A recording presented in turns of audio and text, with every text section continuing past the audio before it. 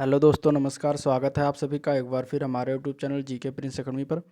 तो आज है 8 अप्रैल और आज हम लोग बात करेंगे 8 अप्रैल के एनटीपीसी के पेपर का। ठीक है, फर्स्ट शिफ्ट का जो पेपर समाप्त हो चुका है एनटीपीसी का। तो जीके के क्वेश्चंस का एनालिसिस करेंगे, किस तरीके से क्वेश्चन पूछा गया। तो इसमें जो है जीएस की बात करें तो जीके की बात करें तो टफ क्वेश्चन पूछे जा रहे हैं। इस समय थोड़ा सा हार्ड बनाया जा रहा है इस पेपर को। ठीक है, मैथ मॉडरेट है, रीजनिंग मॉडरेट है। ठीक है, और ये आज फेज 6 का लास्ट दिन है। ठीक है, तो लास्ट दिन में किस तरीके से क्वेश्चन पूछा गया वो आज एनालिसिस करेंगे। और इसका अगर पीडीएफ चाहिए तो आप टेलीग्राम चैनल ज्वाइन कर लीजिए, वहाँ पर इसका पीडीएफ मिल जाएगा। तो चलिए स्टार्ट करते हैं। तो पहला क्वेश्चन आया था, रोलेक्ट एक्ट कब पारित हुआ। तो रोलेक्ट एक्ट जो है ये रिपीटेड क्वेश्चन इसके पहले भी पूछा जा चुका है। तो ये 1919 में पारित हुआ था। ठीक है, आंसर इसका 1919 हो जाएगा। नेक्स्ट क्वेश्चन आया था, वार्म का फुल फॉर्म। तो वार्म का full form in computer form में पूछा गया था। तो राइट वंस रीड मेनी, ये इसका फुल फॉर्म होता है। नेक्स्ट क्वेश्चन आया था, अनुसूचित जनजात आयोग के वर्तमान अध्यक्ष यानी फरवरी 2021 तक अध्यक्ष कौन है। तो हर्ष चौहान जो है अध्यक्ष बनाए गए हैं अनुसूचित जनजात आयोग के। नेक्स्ट क्वेश्चन आया था, कजरी लोकगीत जो है किस ऋतु में गाया जाता है। तो ये वर्षा ऋतु में होता है और सावन का महीना होता है। ठीक है, खासकर उत्तर प्रदेश में ये लोकगीत गाया जाता है। नेक्स्ट क्वेश्चन आया था कि कौन सा क्रिकेटर जो वनडे में 3 दोहरा शतक लगाया है अभी तक। ठीक है, तो 3 दोहरा शतक लगाने वाले का नाम है रोहित शर्मा। इन्होंने 3 दोहरा शतक लगाया है अभी तक वनडे में। नेक्स्ट क्वेश्चन आया था, चौरी चौरा कांड होने के कारण गांधी जी ने कौन से आंदोलन को स्थगित कर दिया था। तो वो था असहयोग आंदोलन। ठीक है, जो कि 1920 में स्टार्ट हुआ था और चौरी चौरा कांड जो है 1922 ईस्वी में हुआ था। ठीक है, कल भी ये क्वेश्चन पूछा गया, तो रिपीटेड क्वेश्चन है। अगला क्वेश्चन देखते हैं किस तरीके से पूछा गया। तो क्वेश्चन नंबर 7, निम्न आंदोलन में से कौन सा सबसे पहले घटित हुआ था। तो उसमें 4 ऑप्शन दिए गए थे, असहयोग आंदोलन, सविनय अवज्ञा आंदोलन, एक भारत छोड़ो आंदोलन, एक आंदोलन और था। ठीक है, तो ये देखिए, असहयोग आंदोलन 1920 में स्टार्ट हुआ, सविनय अवज्ञा आंदोलन 1930 में स्टार्ट हुआ था, भारत छोड़ो आंदोलन 1942 में स्टार्ट हुआ था। तो सबसे पहले इस हिसाब से जो है हमारे ऑप्शन 3 ऑप्शन है, तो उसके हिसाब से असहयोग आंदोलन सही हो जाएगा आंसर। ठीक है, चौथा ऑप्शन क्या था तो वो नहीं मिल पाया। तो अगर आप लोग को पता तो ऑप्शन में कमेंट में बता सकते हैं।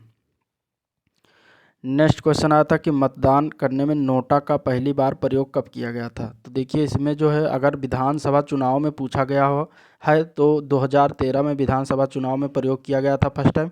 लेकिन अगर स्थानीय चुनाव में पूछा गया होगा तो स्थानीय चुनाव में 2009 में पहली बार प्रयोग किया गया था छत्तीसगढ़ में। ठीक है, और अगर पूरे भारत में पूछा गया है लोकसभा चुनाव में तो 2014 के लोकसभा चुनाव में पहली बार पूरे भारत में प्रयोग किया गया था 2014 में। ठीक है, तो इस तरीके से है। स्थानीय चुनाव 2013 में 5 राज्यों में हुए थे, तो उनमें से जो है इसको नोटा का प्रयोग किया गया था। ठीक है, तो कौन सा क्या पूछा गया था पूरा क्वेश्चन मिल नहीं पाया, तो आप लोग अगर जानते हैं तो कमेंट करके बता दीजिए कि कौन सा क्वेश्चन पूछा गया था। ठीक है, नेक्स्ट क्वेश्चन आया था कि नाटो का मुख्यालय पूछा गया है, कल भी पूछा गया, आज भी पूछा गया। ठीक है, तो ब्रुसेल्स में पड़ता है, बेल्जियम की राजधानी ब्रुसेल्स में। ठीक है, महात्मा गांधी समुद्री पार्क या महात्मा गांधी नेशनल पार्क कहाँ पर स्थित है, मरीन नेशनल पार्क।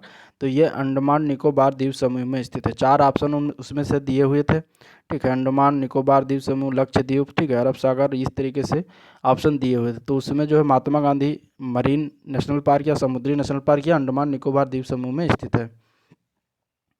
अगला क्वेश्चन रिपीटेड क्वेश्चन आया था, इसके पहले बहुत बार पूछा जा चुका है, जीने का अधिकार किस अनुच्छेद के अंतर्गत आता है। तो ये अनुच्छेद 21 के अंतर्गत आता है। ठीक है, 21 के अंतर्गत जीने का अधिकार आता है।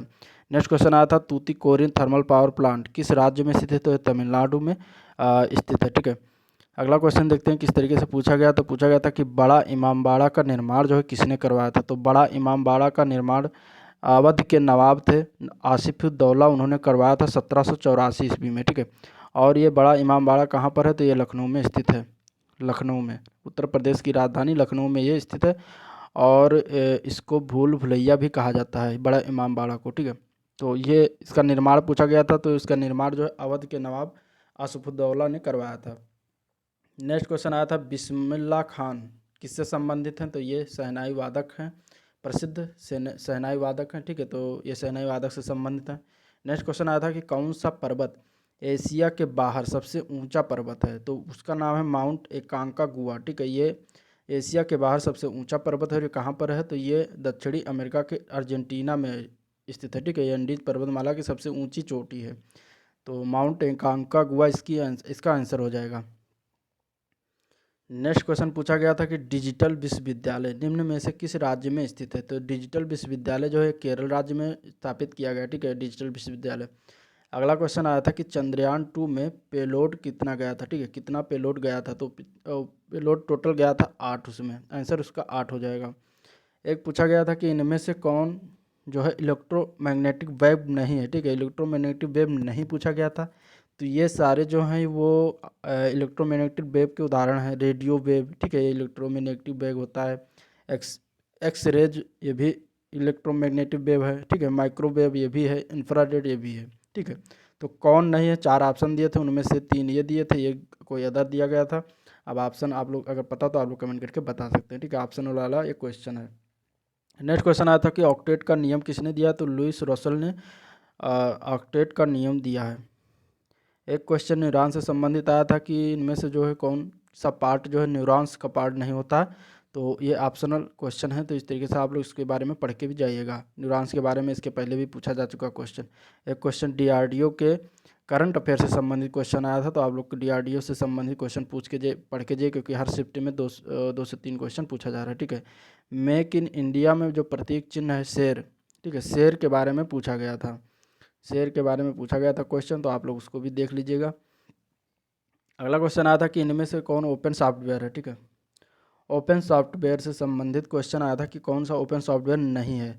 तो ओपन सॉफ्टवेयर इसमें जो लिखा हुआ है ये सारे ओपन सॉफ्टवेयर कहलाते हैं। मोजिला फायरफॉक्स, GIMP, ठीक है, VLC मीडिया प्लेयर, लाइनक्स, ये सारे ओपन सॉफ्टवेयर के उदाहरण हैं, ठीक है। तो आप लोग इसको पढ़ के जाइएगा। नेक्स्ट क्वेश्चन आता है जैविक खेती के लिए संस्था कौन सी है? तो जैविक खेती के लिए खाद्य प्रसंस्करण उद्योग मंत्रालय के अधीन जैविक खेती से संबंधित चीज़ें होती हैं, ठीक है। माइक्रो प्रोसेसर से संबंधित एक क्वेश्चन आया था, तो आप लोग इसको भी देख के जाइएगा। एक क्वेश्चन बैंक से रिलेटेड था। नेक्स्ट क्वेश्चन आया था कि निम्नलिखित में से कौन सा कार्बोनेट है? उसमें 4 ऑप्शन थे, ये ऑप्शनल था, ऑप्शन से करने लायक है, तो उसमें 4 ऑप्शन दिए गए थे। अब ऑप्शन कौन सा था वो आप लोग कमेंट करके बताया, तभी इसका आंसर है। तो इस तरीके से क्वेश्चन आज पूछे गए, जो कि फेज़ 6 का लास्ट दिन 8 अप्रैल को फर्स्ट शिफ्ट में, सेकंड शिफ्ट का शाम को लेकर आएंगे। और फेज़ 6 का मैं जो है शिफ्ट एक वीडियो बना रहा हूँ जिसमें सारे के सारे क्वेश्चन होंगे, तो आप लोग उसको भी देखिएगा। उसका लिंक जो कल सुबह तक अपडेट कर दूंगा। फेज़ 7 का पेपर होगा, लेकिन अभी उसका कोई जो है फेज़ 7 के जो एग्ज़ाम्स हैं वो होंगे, अभी कुछ बच्चों के रह गए हैं, तो उनका अभी कोई नोटिफिकेशन नहीं है। जैसे कोई नोटिफिकेशन आता है उनको तुरंत अपडेट करेंगे, ठीक है। तो नया और लेटेस्ट अपडेट लेने के लिए चैनल को सब्सक्राइब करें, शेयर करें अपने दोस्तों में, और लाइक करें वीडियो को। तो आज के लिए इतना ही, थैंक यू।